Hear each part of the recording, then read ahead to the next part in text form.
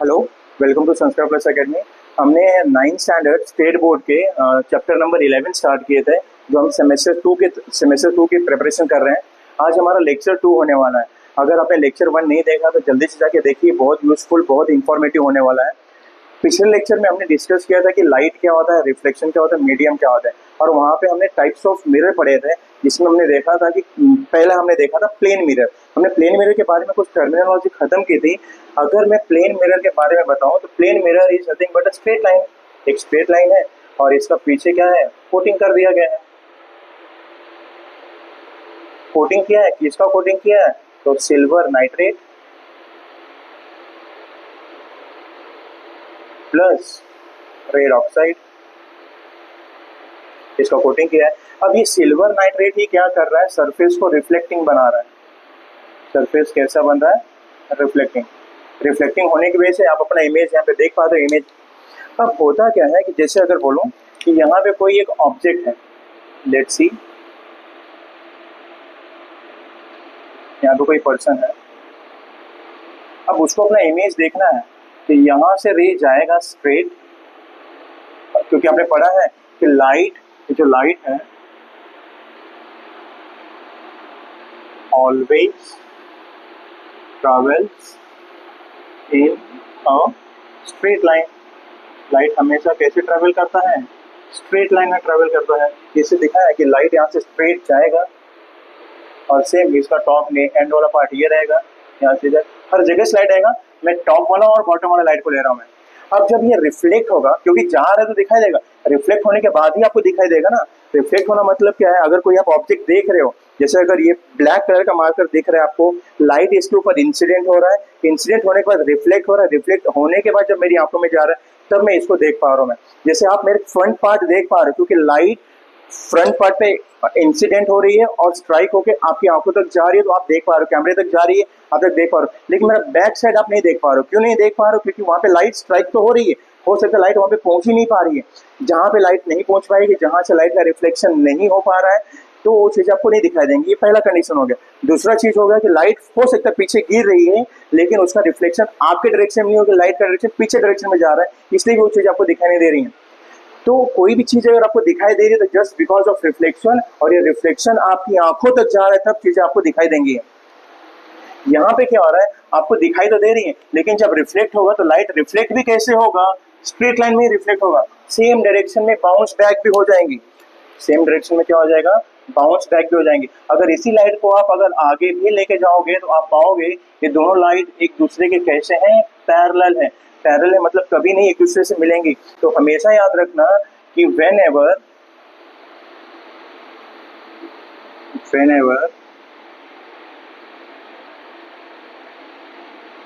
reflecting rays are not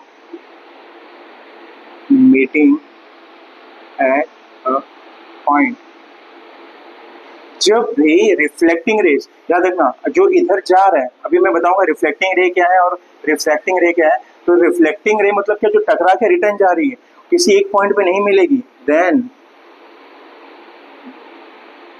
virtual images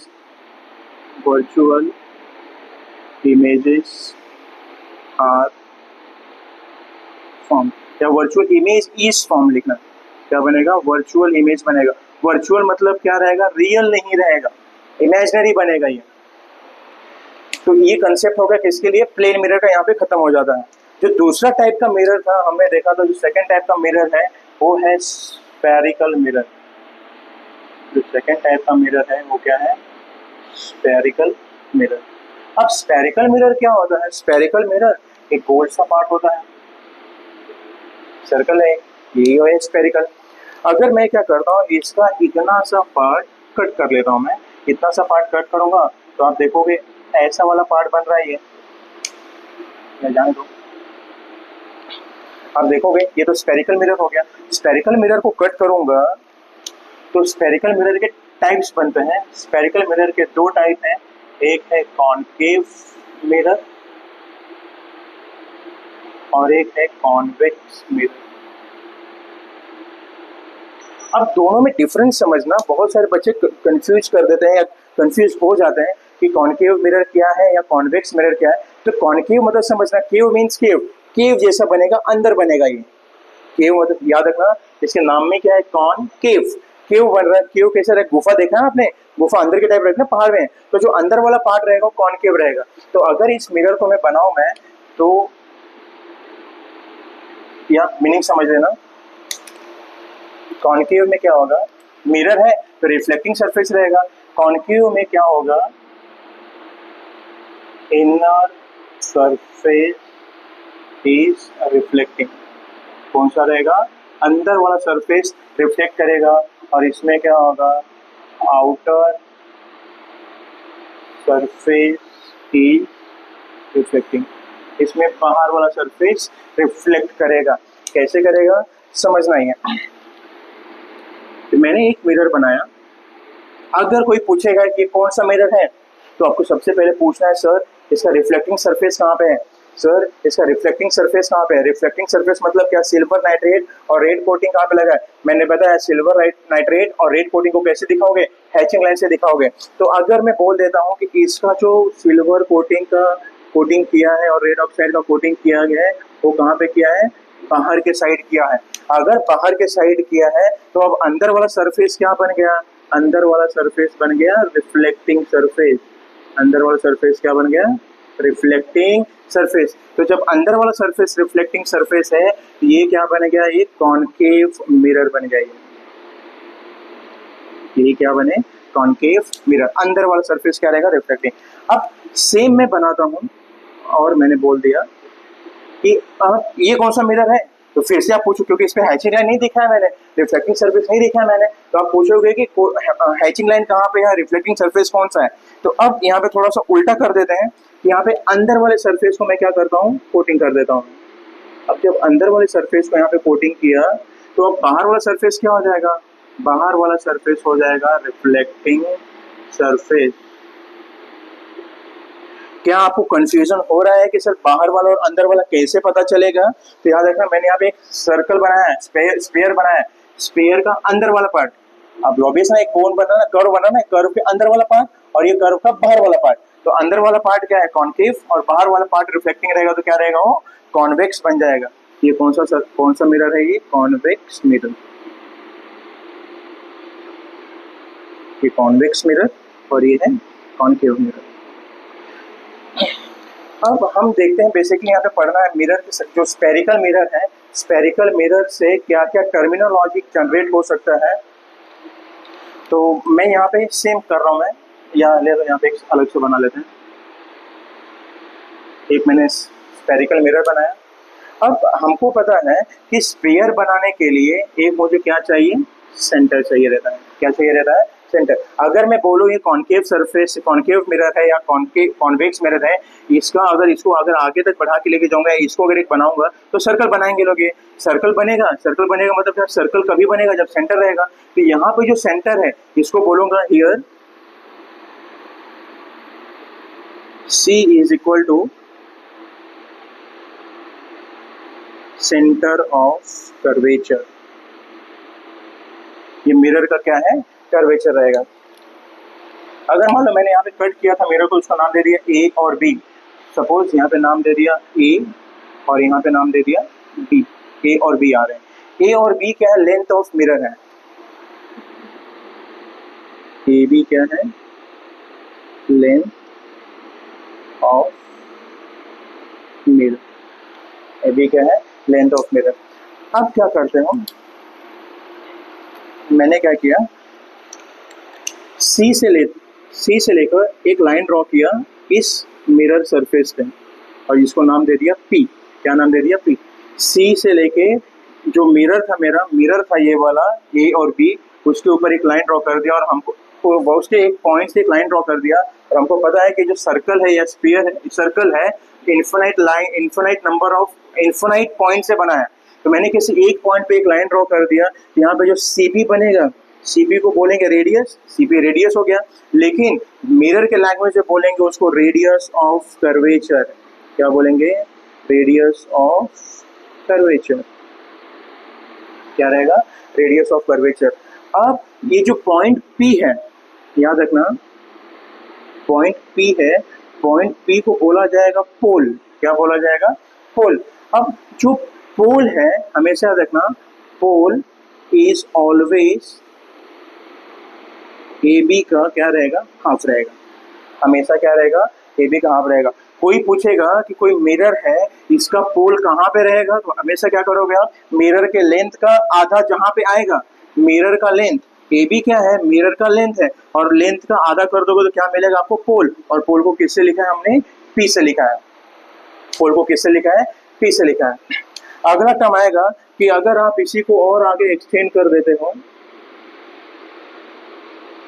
point D तक, तो यहाँ पे मिलेगा DP। यहाँ पे क्या मिलेगा? DP, जिसको आप बोल सकते हो डायमीटर ऑफ कर्वेचर।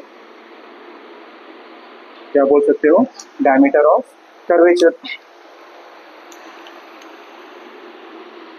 अगला पार्ट है सबसे इंपॉर्टेंट कि अब ना ये मिरर ऐसे होते हैं, चाहे हम कॉन्केव मिरर की बात कर रहे हैं या कॉन्वेक्स मिरर की बात कर रहे हैं, ये मिरर ऐसे होते हैं, जब भी लाइट जाएगा, जैसे मिरर हमने लिया है यहाँ पे radius of curvature. Radius of curvature क्या है? CP। अब CP का जो आधा रहेगा, हाफ, याद रखना, CP क्या है? Radius of curvature. CP का जो हाफ रहेगा उसी को बोलेंगे हम फोकल पॉइंट। क्या बोलेंगे? Focal point. याद रखना, CP का हाफ जो है उसी को क्या बोलते हैं? Focal point. फोकल पॉइंट को लिख लो कैपिटल F से। किससे लिखते हैं? कैपिटल F से। तो CP जो भी है, इसका जो हाफ लेंथ बनेगा वही क्या रहेगा? फोकल पॉइंट रहेगा। क्लियर है क्या? अगर कोई भी पॉइंट अगर नहीं समझ रहा, जल्दी से कमेंट कर दीजिएगा, मैं आंसर क्लियर कर दूंगा आपके ये। तो जो CP का हाफ है, CP क्या है यहाँ पे? CP is nothing but radius of curvature. Radius of curvature का जो आधा रहेगा, चलो मान लो रेडियस ऑफ कर्वेचर को मैं यहाँ पे ना R से लिख देता हूँ। R रेडियस ऑफ कर्वेचर, इसको आप लिख सकते हो F is equal to focal point. क्या हो जाएगा? या फोकल पॉइंट कहाँ पे हो जाएगा? जो भी रेडियस रहेगा उसके हाफ पे हो जाएगा, F हो जाएगा। अब जहाँ पे फोकल पॉइंट आया है, जैसे आप रेडियस पे देखोगे, रेडियस आपका CP था, CP पे दो लेंथ बना, CF और CP। यहाँ पे क्या बना? CF इज इक्वल टू किसके बराबर रहेगा? PF के बराबर रहेगा। CF किसके बराबर रहेगा? PF के बराबर रहेगा। और CF और PF को क्या बोलते हैं? Focal length.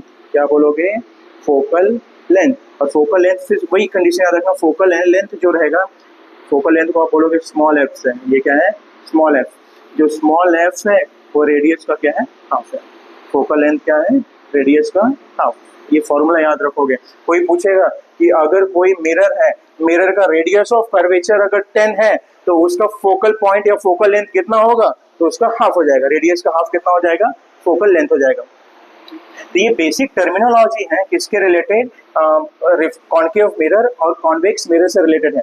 अब आगे जाके आप देखोगे कि कितने टाइप के रे डायग्राम्स बना सकते हैं आप यहाँ। तो रे डायग्राम बनाने के लिए हमारे पास बेसिक से या जाने दीजिए, मैं एक टर्म्स क्लियर कर देता हूँ बस, कि अगर आपका ये मिरर है, समझना, अगर आपने ये मिरर बनाया है, यहाँ पे एक चीज और नहीं पता है, ये जो डायमीटर ऑफ कर्वेचर है इसी को बोलते हैं प्रिंसिपल एक्सिस। प्रिंसिपल एक्सिस याद रखना। और जो फोकल पॉइंट है ना, इसी को बोला जाता है प्रिंसिपल फोकस। इसी को क्या बोला जा सकता है? फोकस भी बोलते हैं, और इसी को बोला जाता है प्रिंसिपल फोकस। अब कंफ्यूज नहीं होना, फोकल पॉइंट बोलो, फोकस बोलो, प्रिंसिपल फोकस बोलो, बात देखिए कहाँ पे आएगा? CP के हाफ पॉइंट पे आएगा। जहाँ पे आएगा CP जो भी रेडियस ऑफ कर्वेचर रहेगा हाफ आएगा, वहीं पे फोकल पॉइंट बनेगा, फोकस बनेगा। फोकस क्या होगा? सारी की सारी रेस वहीं पे मर्ज होंगी। अभी हम आगे पढ़ेंगे। तो मान लीजिए कि मेरा कोई मिरर है AB, मैंने बना दिया इसको, मैंने इसको बना दिया कॉन्केव मिरर। अब जो रे है, मान लो पॉसिबल है ये रे अगर यहाँ पे जा रही है, अगर टूवर्ड्स द रे, याद रखना ये रे कहाँ पे है? टूवर्ड्स जा रही है, टूवर्ड्स द मिरर जा रही है। और एक रे दिखा देता हूँ जो टकराने के बाद कहाँ पे आ रही है? टकराने से मिरर से दूर जा रही है। तो याद रखना दो टाइप की रे बनेंगी। रे दो टाइप का रहेगा। The first one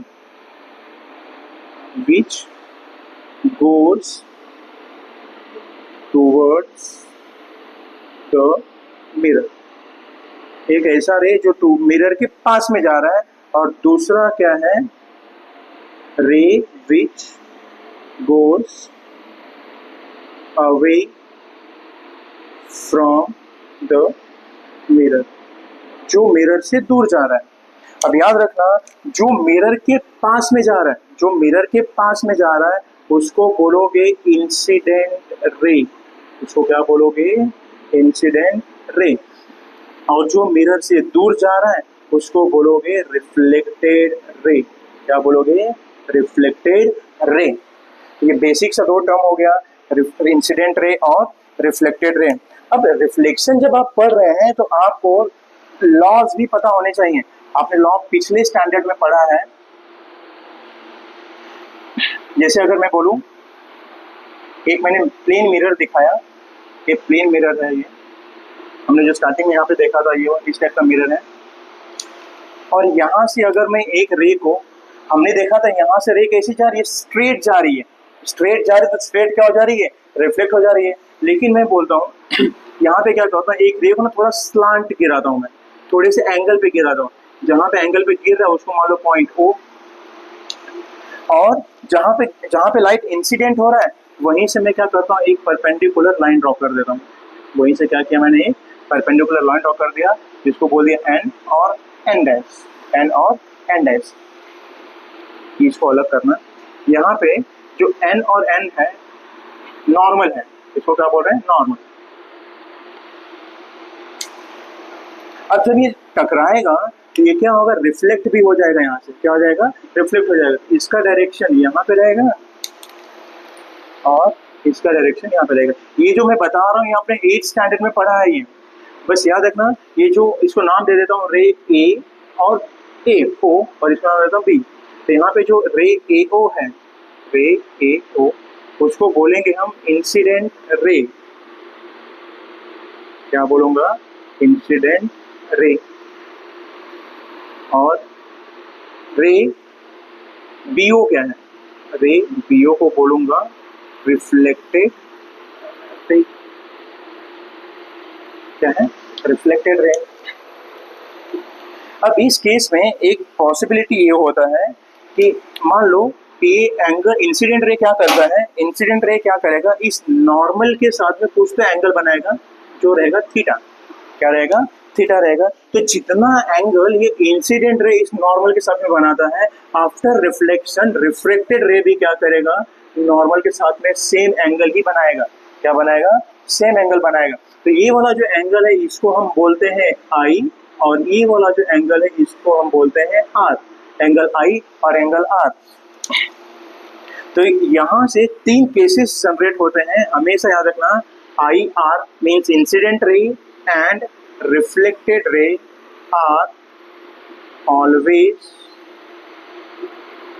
lies in opposite direction, opposite direction to the normal। जो इंसिडेंट रे है और रिफ्लेक्टेड रे है, इंसिडेंट रे है और रिफ्लेक्टेड रे है, ये क्या करेंगे, हमेशा क्या रहेंगे, अपोजिट डायरेक्शन में रहेंगे। किसके, नॉर्मल के।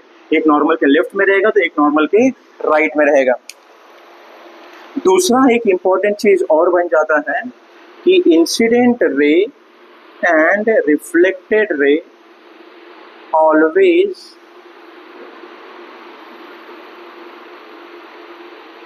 Lies in the same plane.